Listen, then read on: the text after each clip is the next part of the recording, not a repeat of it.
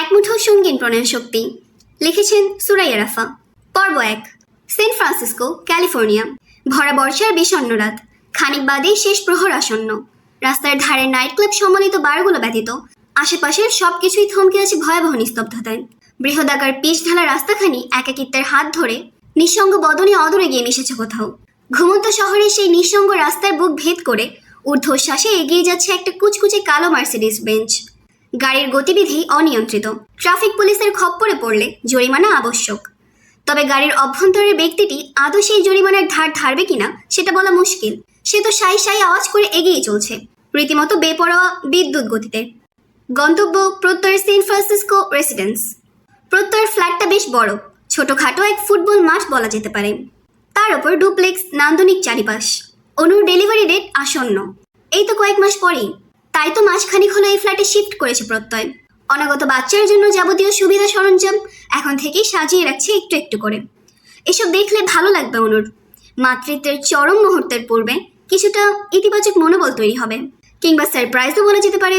কারণ আজ সন্ধ্যার ফ্লাইটেই ইউএসএ ফিরছে অনু। অন্তঃসত্ত্বা আপার আগমনের সুসংবাদে অনুর খুশি যেন আকাশ ছিল এক লাফে। তার ওপর ডোরাকে নিয়ে এসেছে আপা। সহসা কোনোরূপ বাজ বিচার না করেই নিজের 6 সপ্তাহের প্রেগনেন্সি সিকনেসকে বুড়ো আঙুল দেখিয়ে একাই ছুটে গিয়েছিল এয়ারপোর্টে। আর তারপর পরই ঘটে যায় এক অপ্রত্যাশিত অঘটন। এয়ারপোর্ট থেকে ফেরার পথে মাত্রাতিরিক্ত স্ট্রেসের ফলে রাস্তার মাঝে অকস্মাৎ চেতনা হারায় অরু।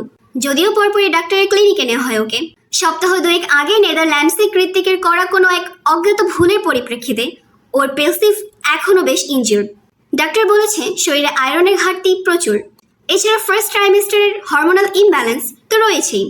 ফলস্বরূপ এক গাদা প্রেসক্রিপশন আর এক বস্তা জরুরি নির্দেশনা কাঁধে নিয়ে নার্সিং হোম থেকে অবশেষে বাসায় ফেরে অরুরা। শহরতলির বাড়িটা ফাঁকা পড়ে আছে। ওরু বাড়িতেই ফিরতে চেয়েছিল, তবে কৃতিক আপাতত শহরের বাইরে থাকার দরুন অনেকটা জোর খাটিয়ে ওকে বগল দাবা করে নিজের বাসায় ফিরল অনু। সন্ধ্যাবেলায় ঘটে যাওয়া সুদীর্ঘ এই অঘটনের ইতি টেনে ওরা বাসায় তো পৌঁছেছিল ঠিকই, তবে প্রত্যয় ভয় পেয়েছিল খুব। ওরুর অসুস্থতার কারণে নয়, কৃতিকের ক্রোধের অগ্নিস্ফুলিঙ্গে জ্বলে পড়ে ভস্ম হয়ে যাওয়ার ভয়ে। ঘড়ির কাঁটা তখন রাত 3টা ছুঁই। প্রত্যয়ের রেসিডেন্সে পৌঁছে লিফট পেল না কৃতিক। ইতিমধ্যে 7 তলা ক্রস করে 8 তলার অভিমুখে এগিয়েছে যন্ত্রটি। ফলস্বরূপ এলিভেটরের প্রতীক্ষা না করে এবার সবেগে বিপরীত প্রান্তে ছুটল কৃতিক। জোর কদমে এগুলো সিঁড়ি ডিঙিয়ে অবশেষে ঘেমে নিয়ে একাকার হয়ে গিয়ে কড়া নাড়ল 7ম তলার 7A এর দরজায়। জোরে জোরে হাত চালালো কলিং বেডের সেন্সর বোর্ডে। মুহূর্তেই খুলে গেল শক্ত ধাতুর ভারী কি আস্তরণখানি। পাশ থেকে দরজা খুলতে মোটেও বিলম্ব করল না প্রত্যয়। যেন এই ঘটনার পুনরাবৃত্তি বহুবার ঘটিয়েছে জায়ান্ট কৃতিক। সেভাবেই অতি সাবলীল ভঙ্গিমায় দরজা খুলে প্রশ্ন ছুড়ল সে। লাস ভেগাসের 7 তলার হোটেলের উষ্ণ কামরায় শুয়ে ঘুমানোর কথা ছিল আপনার, অথচ আপনি মাঝরাত্রিরে আমার ফ্ল্যাটে। আশ্চর্য! ফ্ল্যাটের মধ্যে আমার প্রাণভোমরা আটকে রেখেছ, আবার জিজ্ঞেস করছো কেন? দরজার নব ঘুরিয়ে প্রত্যয়কে পাশ কাটিয়ে নির্দ্বিধায় ভেতরে প্রবেশ করলো কৃতিক। পেছন ঘুরে প্রত্যয় জিজ্ঞেস করলো, ফিরলেন কি করে এত রাতে? ঘরের চারিপাশে সচকিত দৃষ্টি বুলিয়ে জবাব দিল সে, এমার্জেন্সি ফ্লাইট ধরেছি, আর টপ নচ ক্লায়েন্ট। গোল্লায় যাক। আপনার মাদার ইন ল জানেন তো, শত হোক তার VIP client. First of all, mother in law আমার নয়, তোমার আগে। আর secondly, who cares about that? পেছনে না ঘুরে প্রত্যয়ের মুখের ওপর ভীষণ রুষ্ট আওয়াজখানা ছড়ে মারল কৃতিক। অতপর এগোলো গেস্ট রুমের অভিমুখে। ভেজানো দরজাখানা সরালো আলতো হাতে। নিরেট পদচারণে এগিয়ে গেল কিং সাইজের বেডটার কাছে। ঘরের মাঝে ডিম লাইটের নরম আলোর উপস্থিতি। সেই আলোতে দৃশ্যগত হলো এক ঘুমন্ত রমণীর সুশ্রী অবয়ব। মন্থর বেগুনি আভায় রক্তহীন ফ্যাকাশে লাগছে মুখটা, যেন ক্লান্তিরা সব ঠাঁই জমিয়েছে সেথায়। কৃতিকের রাগ হচ্ছে ভীষণ, পাশাপাশি মায়াও। অদৃশ্য এক যাতনায় নিষ্পেষ করছে অন্তরটা, যার দরুন খানিকটা মহাবিষ্টের ন্যায় তাকিয়ে দেখল সে। পরপরই বুক ভেদিয়ে ভারী এক দীর্ঘশ্বাস ত্যাগ করে অগ্রসর হলো রমণীর নিকট। কাছে, খুব কাছে, পৃথিবীর সবটুকু দূরত্ব খুঁজিয়ে হাঁটু ভেঙে বসলো ঘুমন্ত প্রেয়সীর শিওরে। অতপর শোনা গেল চিরচেনা সেই হাসকি কণ্ঠস্বর, আমার ঘুমপুরি, উঠে পড়ো, আমাদের ফিরতে হবে। কণ্ঠে আজ মাদকতা অনুপস্থিত। চূড়ান্ত কাতরতায় আচ্ছাদিত ভেজা কণ্ঠস্বর। ওরা ঘুমিয়েছিল ঠিকই, তবে অবচেতন নয়। কৃতিকের আওয়াজটুকু সংবেদনশীল ত্বকের শিহরণ ছাপিয়ে কর্ণকুহর ছুতেই ধরফড়িয়ে উঠে বড়ু। তন্দ্রাচ্ছন্ন চোখ দুটো মেলে সচকিত দৃষ্টি বোলায় এদিক ওদিক। ওরুকে বিচলিত হতে দেখে ফের হিসিয়ে কৃতিক। রিল্যাক্স বেবি, আমি এসেছি, আমি। ডোন্ট প্যানিক, ওকে? কৃতিকের আশ্বস্ততায় শান্ত হলো ওরু, তবে নিশ্চিন্ত নয়। যে মানুষটার লাস ভেগাসে থাকার কথা, সে এত রাতে অনুদের ফ্ল্যাটে কি করছে? উত্তর জানা নেই।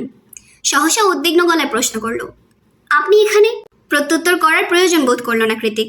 হিমশীতল আওয়াজে আওড়ালো, একা একা বাড়ির বাইরে যাওয়ার স্বাদ মিটেছে এবার। ওর বুঝলো কৃতিকের অভিব্যক্তি।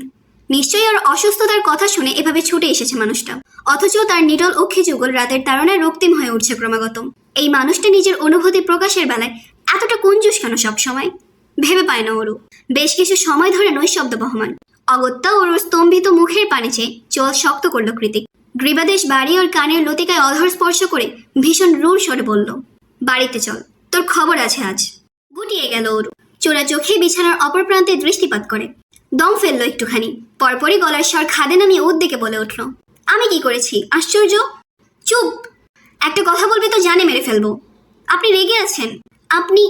বাক্য সম্পূর্ণ করার ফুরসত মিলল না ওর। তার আগেই সিগারেটে পড়ে রুক্ষ ওষ্ঠজোড়া এসে হামলে পড়লো তার নরম ঠোঁটের ভাঁজে। ঠোঁট জোড়া উন্মাদ, চাতকের ন্যায় তৃষ্ণার্ত। তুলতুলে অধরখানির সবটুকু মিষ্টতা যেন এক নিমেষে শুষে নিতে মরি আসে। ব্যগ্রতাই খেয়ে হারাবে কৃতিক। তার আগেই জোর হস্তে ওকে দূরে সরালো ওরু।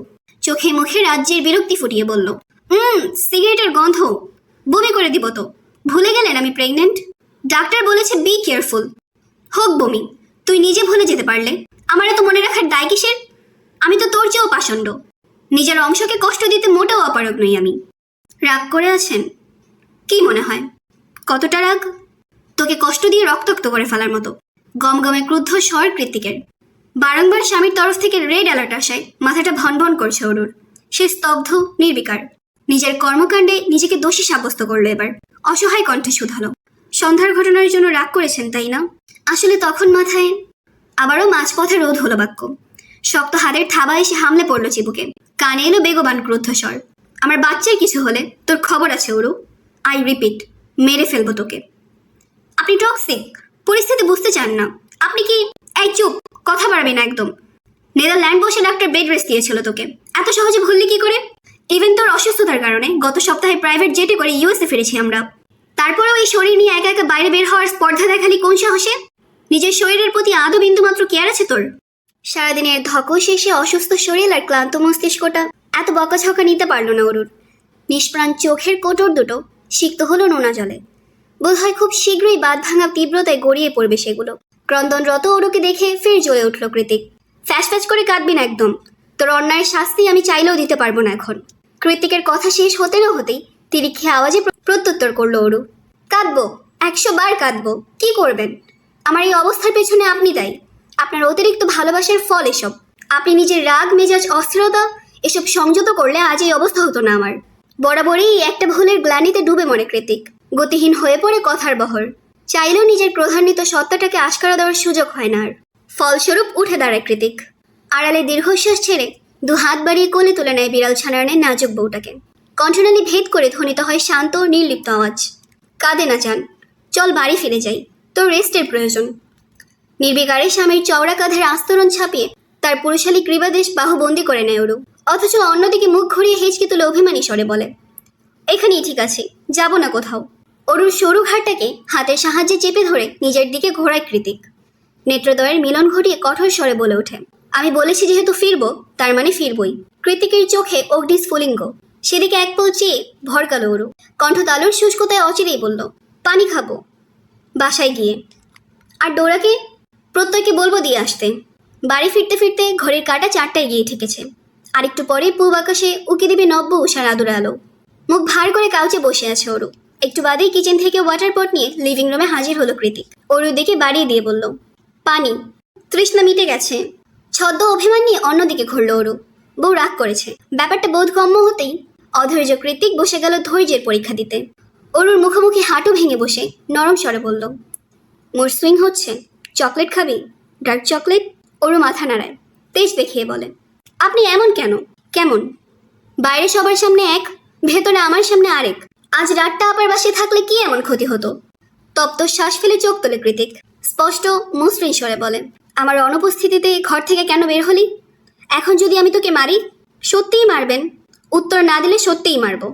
অকপটে জবাব দিল কৃতিক, আমার আপা এসেছে। So what? গর্জে উঠল ক্রুদ্ধপ্রাণ। এক মুহূর্তে অভিব্যক্তি পাল্টালো সে। তার তীক্ষ্ণ চাউনিতে চুপসে গেল ওরু। মুখ কাচুমাচু করে বলল, আপনি এখনো আগের মতোই আছেন, অসভ্য, উগ্র, বেপরোয়া জায়েন কৃতিক। এখন আর ভালো লাগে না আমাকে? লাগে তো, কিন্তু আপনি বড্ড বেপরোয়া, বেলাগাম। শুয়ে পড়। কৃতিকের অকস্মাৎ বাক্যে হকচকালো ওরু। এদিক ওদিক দৃষ্টি ঘুরিয়ে শুধালো, এখানে? পড়ল না কৃতিক। সহনী এক ধাক্কায় ওরুকে ফেলে দিল কাউচের ওপর। চোখ বুজে দাঁত খিচে রেখেছে ওরু। পাছে না আবার সত্যি সত্যি মেরে দেয় ঠাস করে।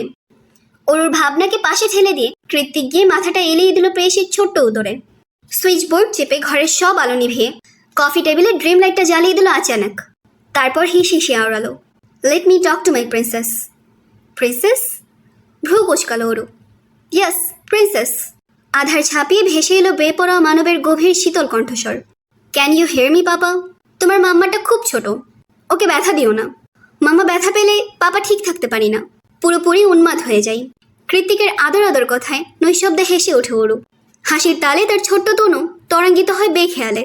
তা উপলব্ধি হতেই রমণের মখমলি কোমল উদরে নাক ঘষতে ঘষতে ঘুম জড়ানো অস্পষ্ট কণ্ঠে Kritik বিড়বিড়ায়, I love you baby.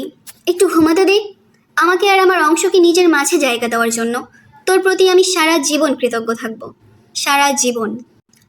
বেলা তখন 12টা। মাঝ আকাশে চণ্ডী নৃত্য করছে সূর্যরাজ। রাতের শেষ ভাগে ঝমঝমিয়ে বৃষ্টি হয়েছিল এক পশলা। ফলস্বরূপ সকালের ঘুমটা বেশ জেগে বসেছে নেত্রপটে। কৃতিকের শহরতলির ছোট্ট ডুপ্লেক্স বাড়ির থমথমে গুমট। অদূর থেকে ভেসে আসছে কানামাছির বিরক্তিকর গুঞ্জন। ঠিক গুঞ্জন নয়, মনে হচ্ছে কানের খুব কাছে ফিসফিস করে কথা বলছে কেউ। কয়েক সেকেন্ড সময় নিয়ে নড়ে চড়ে উঠল কৃতিক। কাউচে ঘুমানোর দরুন শরীরের এক পাশ অসাড় হয়ে আছে তার। বুকের বাম পাজরে নীললিপ্তে ঘুমিয়ে আছে ওরু। আড়মোড়া ভেঙে ঝাপসা নেত্রে একপল ওরুকে দেখল কৃতিক। অতপর আশেপাশে পরখ করল নিরুদ্বেগ দৃষ্টে।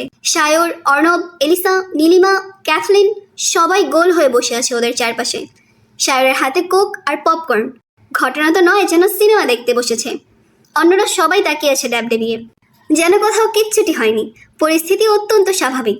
তেমন করেই ওরুর গায়ে নাক ঘষতে ঘষতে কৃতিক শুধালো, আমার বাড়ির পাসওয়ার্ড হ্যাক করেছিস? দিনে দুপুরে ক্রাইম করে বেড়াস, তোদের পুলিশ কেন দেখে না? কলিং বেল চাপতে চাপতে মরে গেলেও তো দরজা খুলিস না। এলিসার কণ্ঠে আক্রোশ। ঘুম জড়ানো কণ্ঠে কৃতিক বলে ওঠে, দেখতেই পাচ্ছিস ঘুমিয়েছিলাম। এই দুপুরবেলায় কে ঘুমায়? তাও আবার দুজন গাদাগাদি করে কাউচে শুয়ে। তোদের খাটের অভাব পড়েছে?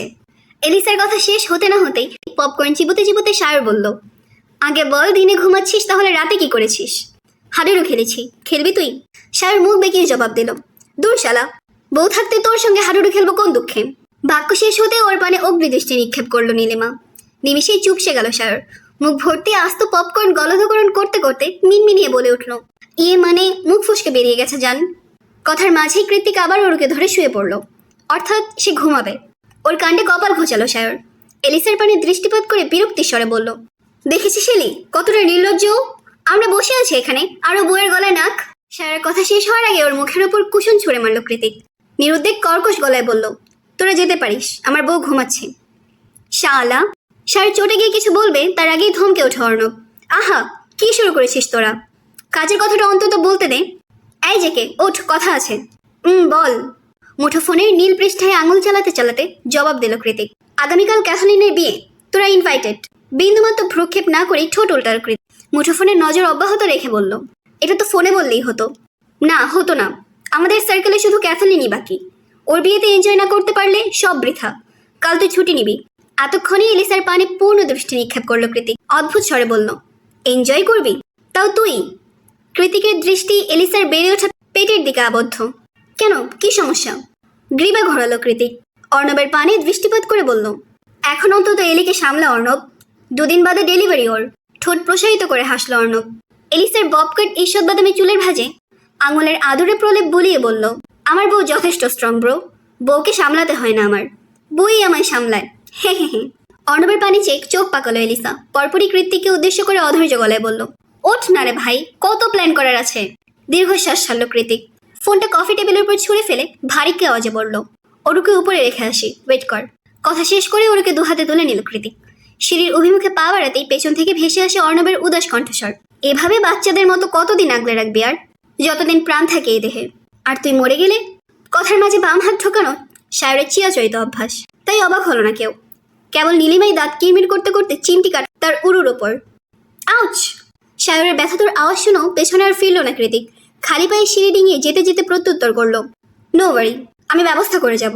তখন এক জীবনে আমার ভালোবাসা ছাড়া আর কোনো কিছুর অভাব হবে না ওরুর। ক্যাথলিনের আজ বিয়ে।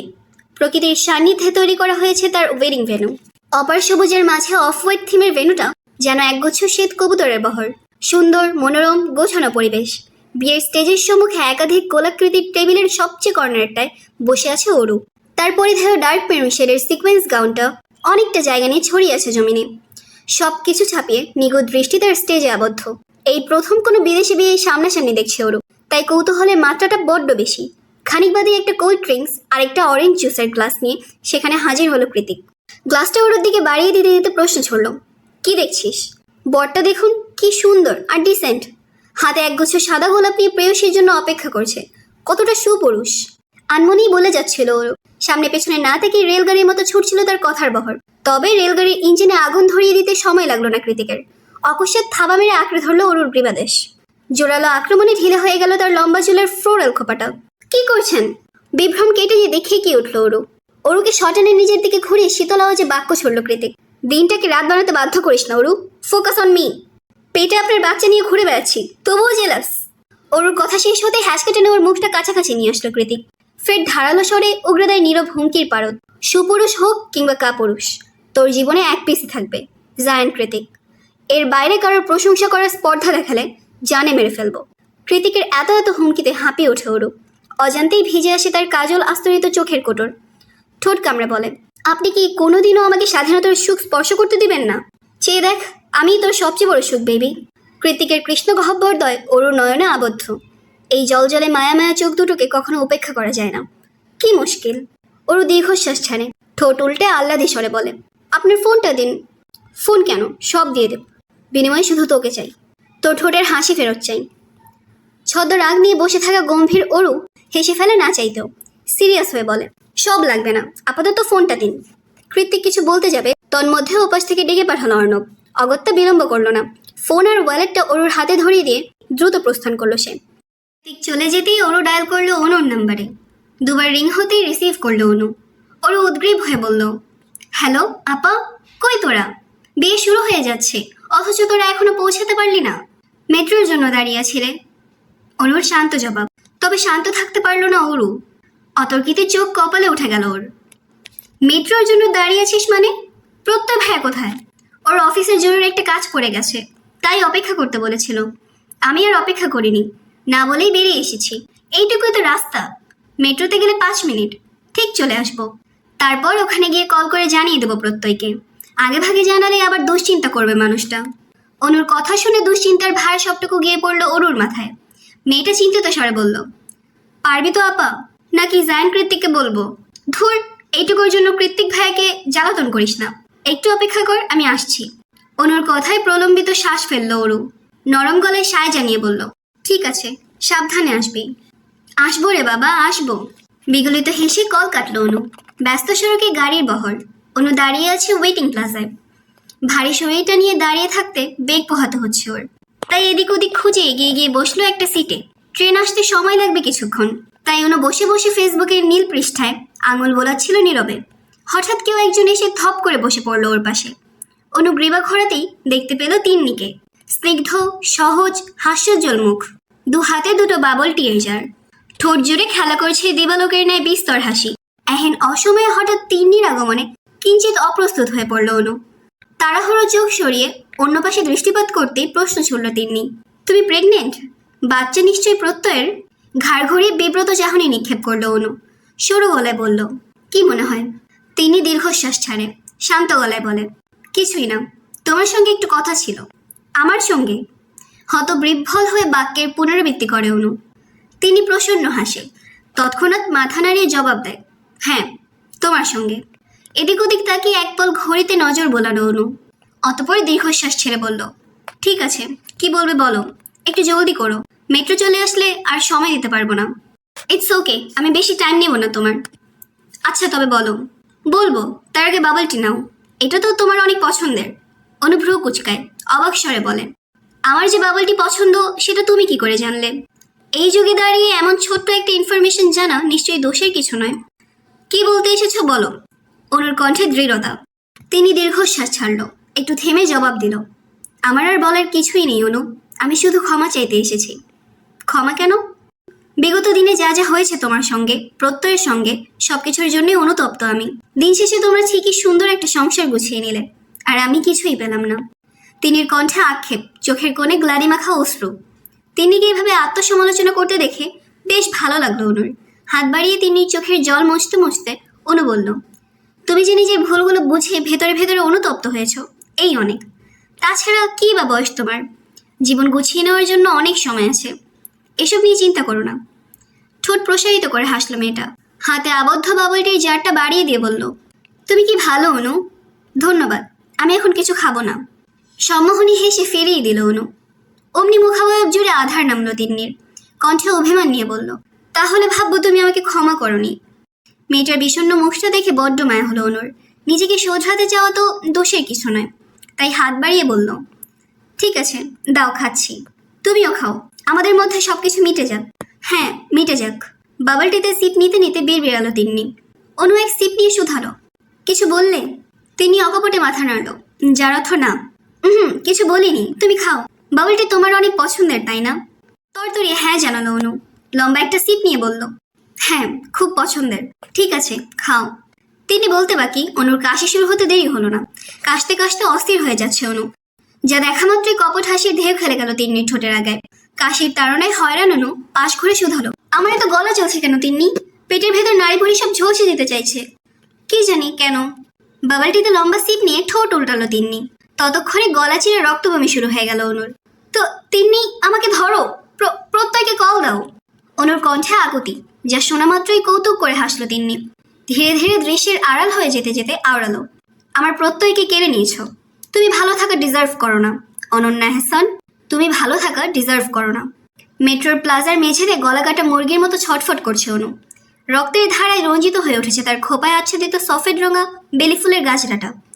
অবশেষে সময়ের হাত ধরে যাত্রীবাহী মেট্রো ট্রেনটা গন্তব্যে ঠিকই পৌঁছালো, কিন্তু অনুর আর ওঠা হলো না তাতে। শারীরিক পীড়া, অসহ্য যন্ত্রণা সবকিছু নিস্তেজ হয়ে গেল একটা দৃশ্যে, যখন একজন মা অনুভব করলো তার অভূমিষ্ঠ সন্তানটা আর নড়ছে না উদরে। পেলভিক ছাপিয়ে গল গল করে ব্লিডিং শুরু হতেই বিদ্যুৎ স্পৃষ্টের ন্যায় থমকে গেল অনু। কয়েক মুহূর্ত স্তব্ধ থেকে পরিস্থিতি আঁচ করতে পেরে হাউমাউ করে চিৎকার দিয়ে উঠল সে, আমার বাচ্চা, আমার বাচ্চা! মেঝেতে ছড়ানো তরতাজা রক্তগুলো বারবার আজলা করে ভরে তোলার বৃথা চেষ্টা চালাতে চালাতেই উন্মাদের মতো আর্তনাদ করছিল অনু। এখন আমি কি করব? আমার বাচ্চা চলে গেছে। না! ডিসেন্ট স্বভাবের শ্বেতকায় মানুষগুলো কারোর ব্যক্তিগত বিষয়ে নাক গলায় না খুব সহজে, কিন্তু এতক্ষণই মুহূর্তটা হয়ে উঠেছে বড্ড জটিল, যার দরুন কয়েক জোড়া পদযুগল ঊর্ধ্বশ্বাসে ছুটে এসেছে অনুর নিকট। ততক্ষণে অমানিসের আধার ঘনিয়ে এসেছে রমণীর দু চোখে। নিতে আসা ঝাপসা দৃশ্যপটে শুধু ভাসছে অচেনা সব কৌতূহলী চোখের ভিড়। গভীর রাত, ঘুমের অতলে নিমজ্জিত শহরের ধূসর অন্তরিক্ষ জুড়ে অশুভের ন্যায় ভেসে বেড়াচ্ছে দীর্ঘশ্বাসের বলয়। নার্সিংহোমের আইসোলেশন সেকশনের শেষ প্রান্তের যে কেবিনটা রয়েছে, তার ভেতর থেকে ভেসে আসছে নিদারুণ আহাজারির প্রতিধ্বনি। সুদীর্ঘ লম্বা করিডোর ধরে সেই প্রতিধ্বনির অভিমুখে হন্য হয়ে ছুটছে ওরু। অসুস্থ শরীর নিয়ে অবিরাম ছুটতে গিয়ে ক্রমাগত দুর্বল হয়ে আসছে তার সর্বাঙ্গ। তবুও দিশাহারা রমণী এক পর্যায়ে ছুটে গিয়ে বিনা অনুমতিতে ঢুকে পড়ল কেবিনের ভেতর। বাকরুদ্ধ হয়ে তাকিয়ে দেখল তার আপাকে। প্রত্যয়কে জড়িয়ে ধরে বুক ভাঙা আর্তনাদে ছটফট করছে অনু। যে আপা ওরুকে মায়ের মতো কোমল স্নেহে আগলে রেখেছে সবসময়, সেই আপা আজ সন্তান হারানোর বেদনায় শিশুর মতো আহাজারি করে কাঁদছে। ওরুর কণ্ঠনালী জমে আসে, টলমলে অশ্রু জলে থই থই করে ওঠে তার চোখের কোটর।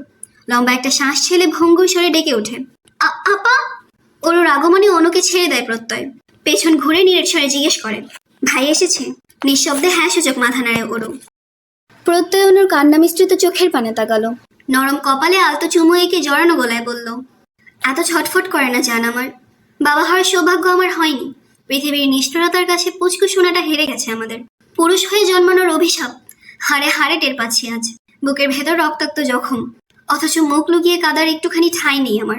বিশ্বাস করো, শুধু তোমার জন্য টিকে আছি।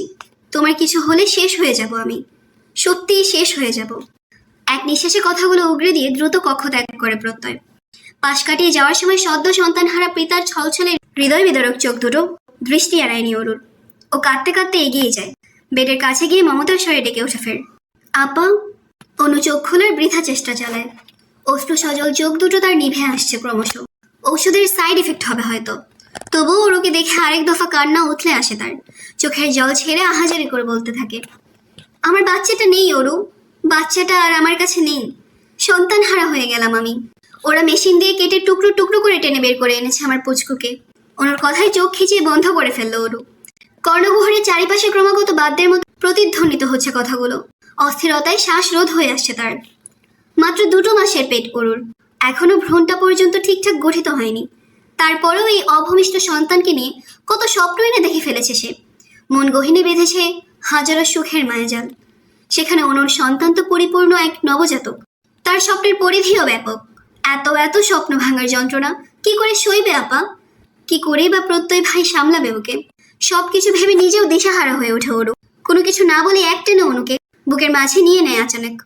চুলের মাঝে কোমল হাতের প্রলেপ বলিয়ে মায়ের মতন মমতা মাখানো কণ্ঠে বলে, সবকিছু ঠিক হয়ে যাবে আপা, সব ঠিক হয়ে যাবে। প্লিজ তুই একটু ধৈর্য ধর। প্রত্যয় ভাই আছেন তো, তোর বেস্ট পার্টনার। উনি তোর কষ্টগুলো সুখের চাদরে মুড়িয়ে দিবে, দেখিস। কিচ্ছু ঠিক হবে না ওরু, কিচ্ছু না। আমার সন্তানের কখনোই আমার কোলে ফিরে আসবে না। সে ইতোমধ্যে মৃত। আমি ব্যর্থ মা, অপয়া একটা মা, নিজের সন্তানকে সুরক্ষিত রাখতে পারিনি। আমারও তো মরে যাওয়া উচিত, তাই না? অনুর বুক ভাঙা চিৎকারে থরথর করে কেঁপে ওঠে ওরু। চিৎকার থামানোর জন্য 2 হাতে চেপে ধরে অনুর মুখ। তবুও ছাড়ে না তার আপাকে, বরং আরো শক্ত করে জড়িয়ে ধরে বুকের আস্তিনে। ক্ষণকালের নৈশব্দ হটিয়ে রাতের নিস্তব্ধতার মতোই ধ্বনিত হয় তার মন্থর শীতল কণ্ঠস্বর। আপা, এই আপা, একটু শান্ত হও। তুই এমন করে কাঁদলে আমারও কান্না পায় ভীষণ। তুই তো আমার মায়ের মতো আপা। তুই না থাকলে আমার কি হবে? কে সারাক্ষণ আগলে রাখবে আমায়? মনে রাখিস, আধার রাতের পরে যেমন ঝলমলে দিনের সূচনা হয়, তেমন দুঃখের পরও সুখের সূর্যোদয় হয়। তুই চিন্তা করিস না আপা, তোর সন্তান ভালো আছে। উপরওয়ালা তাকে বড্ড আদরে মরিয়ে রেখেছেন। একটা ঘটনাকে কেন্দ্র করে আজ যেন হঠাৎ দ্বিগুণ পরিণত হয়ে গেল ওরু। সত্যি সত্যিই তার মাঝে ধরা দিয়েছে প্রবল মাতৃত্ব। মায়ের মতো বড় আপাকে পরম স্নেহে আগলে রেখেছে বুক পাজরে। রূপকথার গল্প শোনানোর মতো করে সান্ত্বনা দিতে দিতে এক পর্যায়ে লক্ষ্য করলো তার ছোট্ট বুকে আদরের বিড়াল ছানার মতোই ঘুমিয়ে পড়েছে অনু। শেষ রাতের মোম নরম চাঁদের আলোটুকু জানালার কার্নিশ গড়িয়ে আছড়ে পড়ছে অনুর রক্তশূন্য ফ্যাকাশে চেহারায়। ওরু সেদিকে করুণ দৃষ্টে তাকিয়ে থাকে কিয়ৎক্ষণ। চোখের কোলে এখনো জল জমে আছে মেয়েটার। ওরু আলতো হাতে মুছিয়ে দেয় সেগুলো। নরম আদরে সরে স্বগক্তি করে আওড়ায়, আপা, আমার আপা, আমি চাই এরপর থেকে দুনিয়ার সবটুকু সুখ তোর ভাগে থাক। আধার রাতের ধোঁয়াশার মতোই দুঃখগুলো সব বেওয়ারিশ হয়ে হারিয়ে যাক। নার্সিংহোমের করিডোরের স্টেইনলেস কাচের দেয়ালে হেলান দিয়ে কারোর সঙ্গে ফোন আলাপে মগ্ন হয়ে আসে কৃতিক। পরনে তার ক্যাথরিনের বিয়ে বাড়ির পোশাক। সাদা রঙের ব্লেজারটা তর্জনীর ডগায় তুলে কাঁধের আস্তিনে ঝুলিয়ে রেখেছে আনমনে। উস্কো খুস্কো চুল, কুলে অব্দি গোটানো শার্টটাও যেথায় সেথায় কুচকে গিয়ে বেহাল দশা তার। কৃতিক যখন পরিশ্রান্ত হয়ে অপর প্রান্তের ব্যক্তিটির সঙ্গে তুমুল বাগবিতণ্ডায় লিপ্ত, ঠিক তখনই নিয়নবাতির ঝাপসা আলোয় মুখ বরাবর ভেসে উঠল এক আবছায়া অবয়ব। নির্জীব প্রস্তর খণ্ডের ন্যায় দণ্ডায়মান সে। অবয়বটিকে পর্যবেক্ষণ করে কান থেকে ফোন সরালো কৃতিক। অজ্ঞাত স্বরে ডেকে উঠল, প্রত্যয়। তাৎক্ষণিক ঝড় হওয়ার বেগে ছুটে এসে কৃতিকের কাজ ঝরিয়ে ধরল দুটো খসখসে পুরুষালী বাহু। ঘটনার আকস্মিকতায় স্তম্ভিত হয়ে গেল কৃতিক। ক্ষণকালের ব্যবধানে বোধশক্তি ফিরে পেতেই উপলব্ধি করলো কাঁধের কাছে শার্টটুকু তপ্ত জলে ভিজে উঠেছে তার মানে প্রত্যয় এখন কাঁদছে। কৃতিক বাকরুদ্ধ হয়ে পড়ল। নিষ্ক্রিয় গলায় ডেকে শুধালো, প্রত্যয়, সন্তান হারানোর কষ্ট কি এতটাই বেশি, এতটাই যন্ত্রণার? তুমি কাঁদছো যে? নিজেকে সামলানোর আপ্রাণ চেষ্টা চালালো প্রত্যয়। ভঙ্গুর স্বরে থেমে থেমে বলল, আমি কিছুই বুঝতে পারছি না ভাই। শুধু মনে হচ্ছে পৃথিবীতে আমার চেয়ে নিকৃষ্ট অপ্রয়োজনীয় মানুষ আর দুটো নেই। সব কিছু আমার জন্য হয়েছে। উপরওয়ালার উচিত আমাকে কঠোর শাস্তি দেওয়া। তৎক্ষণাৎ কোনো প্রত্যুত্তর করল না কৃতিক। কাউকে সরল মনে সহানুভূতি দেখানো ধাঁচে নেই তার। তবু প্রত্যয়ের পিঠে আলতো করে হাত চাপড়ালো সে। তপ্ত শ্বাস ছেড়ে বলল, শি ওয়াজ ড্রাগ অ্যাডিক্টেড প্রত্যয়। এরকম একটা সাইকোপ্যাথের দ্বারা যা কিছু সম্ভব। থ্যাংক গড যে অনুর কিছু হয়নি। ভাই, মেয়েটা বাক্য সম্পন্ন করতে পারল না প্রত্যয়। তার আগেই কৃতিক বলে উঠল, রিল্যাক্স, মেয়েটাকে পুলিশের হাতে তুলে দিয়েছি। কালকেই কোর্টে তোলা হবে আই গেস। কোর্ট যা খুশি রায় দিক, কিন্তু এই জীবনে ও যাতে তোমার ত্রিসীমানায় না আসতে পারে সেই ব্যবস্থা আমি করব। You have my word. শেষ কথা বলার সময় কৃতিকের গভীর কালো চোখ দুটো অযাচিত কোনো শঙ্কায় ছলছল করে উঠেছিল বোধহয়। ধূসর মেঘে ঢেকে আছে বুধুলি।